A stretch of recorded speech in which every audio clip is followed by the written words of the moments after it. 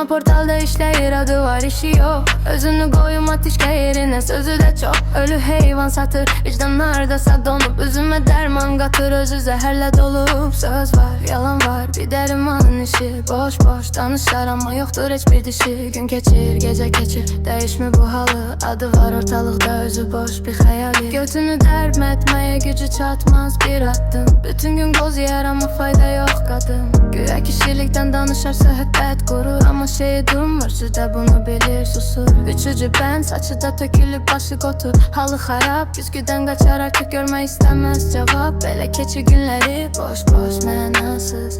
Rima adlı bu hekayə, acı gülməli dadsız.